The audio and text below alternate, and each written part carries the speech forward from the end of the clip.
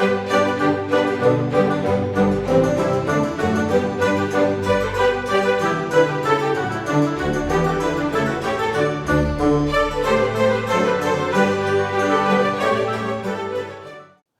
приветик! Добро пожаловать на мой канал, добро пожаловать на мою кухню. Не пугайтесь, сегодня я ничего готовить не буду, а с вами просто решил выйти на камеру, поговорить с вами для обратной связи. Потому что я обратил внимание, что у многих там вопросы возникают, что, как, почему. Я уже затрагивал в прошлых видео, что и как, почему, но сегодня я решил с вами выйти на это видео, с вами поговорить и поделиться с вами.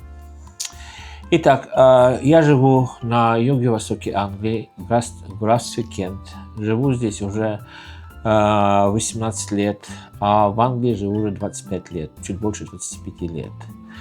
У меня семья, у нас 2 детей.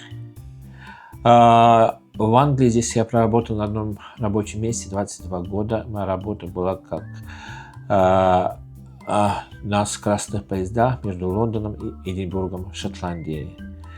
Работа была то же самое, как бортпроводница или стюардесса на самолете. Такая же была у меня работа, но на поезде. Большинство времени я обслуживал первый класс пассажиров. Но так получилось, что несколько лет назад я заболел сильно.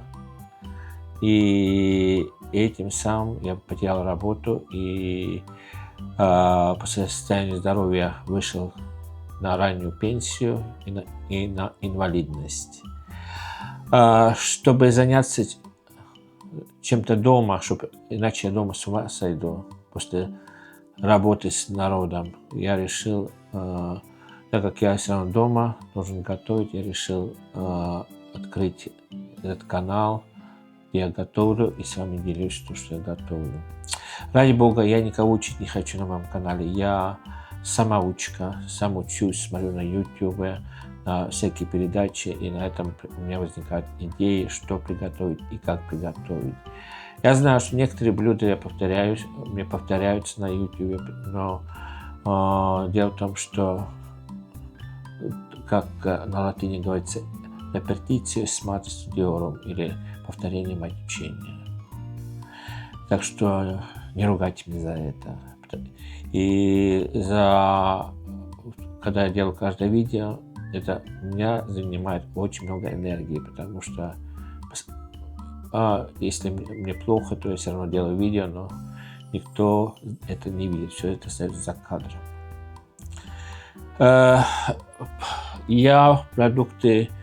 Мне продукты привозят на дом раз в неделю по пятницам. И я заказ делаю на интернете. И я рекламу делать не хочу никому, а я просто пользуюсь одной сетью магазинов Sainsbury's здесь в Англии.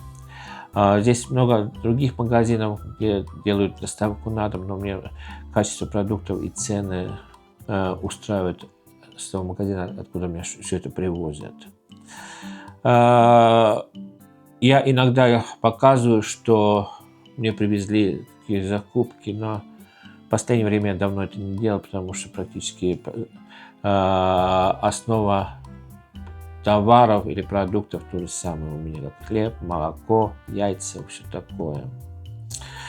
Мой канал на YouTube я открыл 2,5 года назад, уже чуть больше 2 лет, еще 2,5 нет. И помимо этого у меня еще 2 канала, один на Instagram, а другой канал на ТикТоке.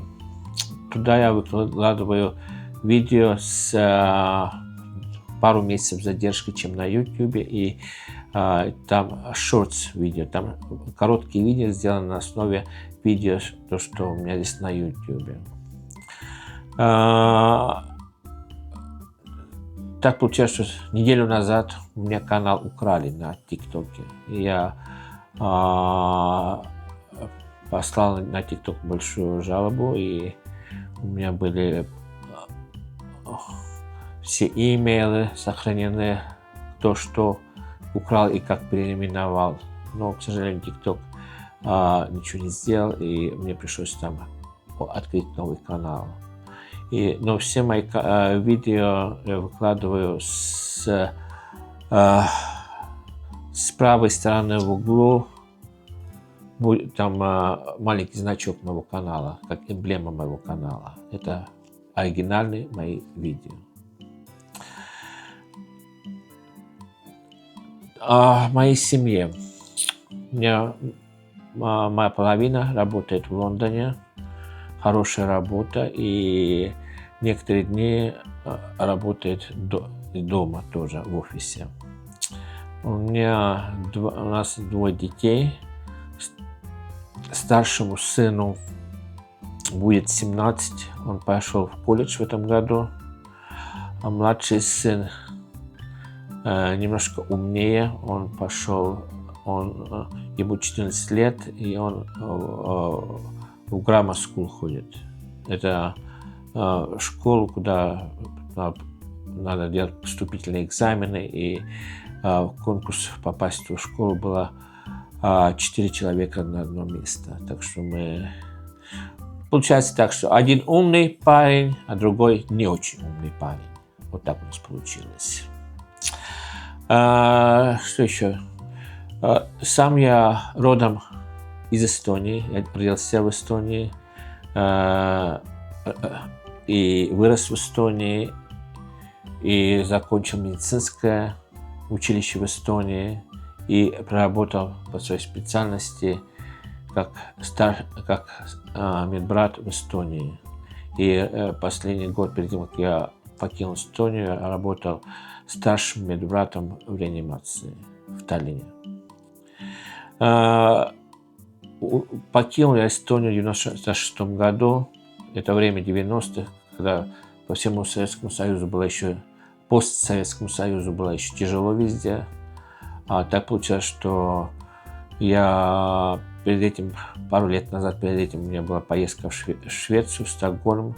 Я это первый раз увидел, как люди живут за границей, настоящие за границей. Потом у меня была поездка вокруг Европы в течение 10 дней, где мы были и в Берлине, и в Париже, и в Амстердаме. И когда я вернулся с той поездки, у меня возникло желание уехать из Эстонии, потому что я уже не был очень молодой, но уже, по-моему, был у меня последний выбор, чтобы уехать и устроить свою жизнь за границей и жить, как люди живут за границей, потому что я побоялся, что если я останусь в Эстонии, то еще сколько лет это пойдет, пока Эстония будет жить в таких же условиях, как за границей сейчас. Да, сейчас уже, сколько я езжу в Эстонию, это как-то то же самое, что полная за границей теперь по уровню жизни. Но уехал из Эстонии, я уехал в Штаты, в Америку. Я в основном прожил на восточном побережье Америки, 1 год в Атланте. В основном в свое время я провел в Орландо, на Флориде, и там пару месяцев я прожил в Норт-Каролине, в Шарлотте. Ну и, конечно, перед тем, когда я все это устраивал, я еще 3 недели жил в Нью-Йорке. И этим у меня была возможность остаться в Америке, но мне почему-то Америка не понравилась. Это не то, что как Европа.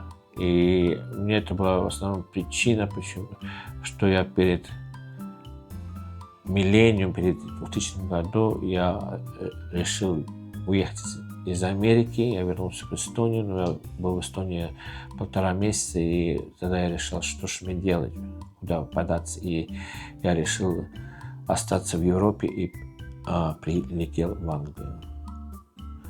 Вначале было очень тяжело.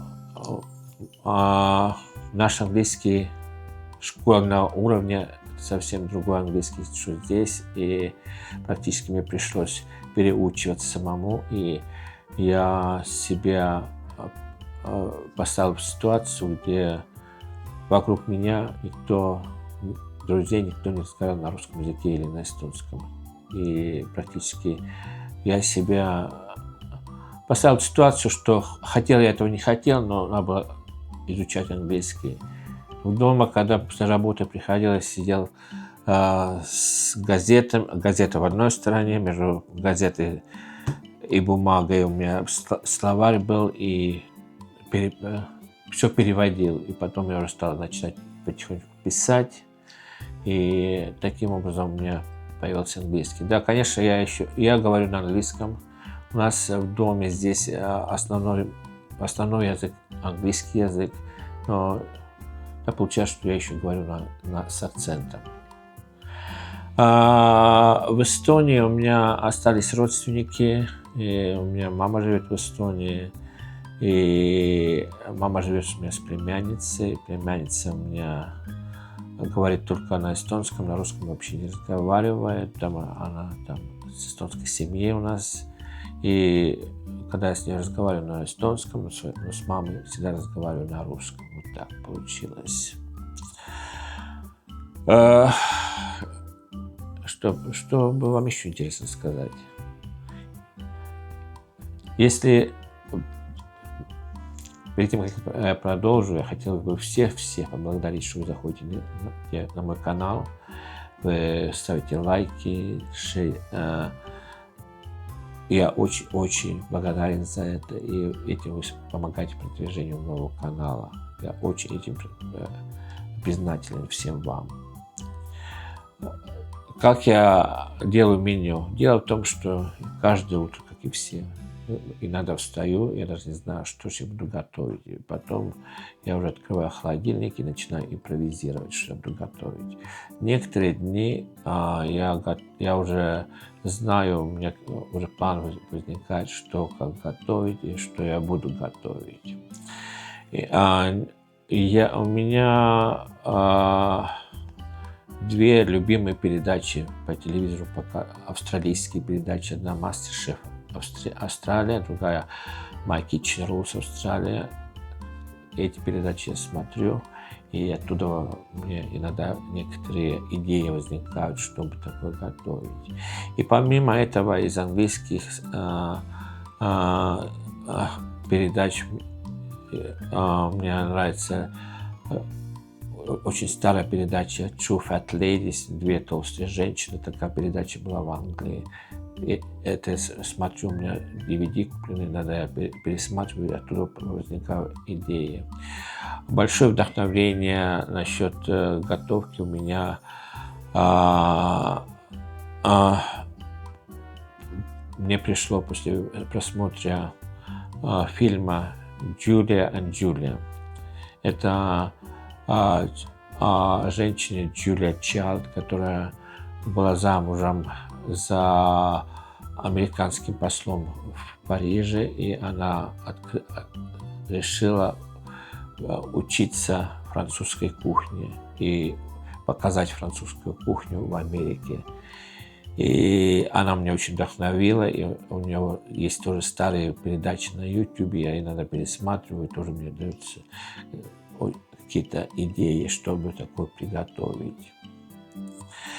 Если у вас такой формат видео понравился, что я сегодня сделал, то дайте знать, я буду больше вот так вам выходить, с вами больше разговаривать. Если у вас есть вопросы, задавайте вопросы, я с удовольствием на все вопросы отвечу вам.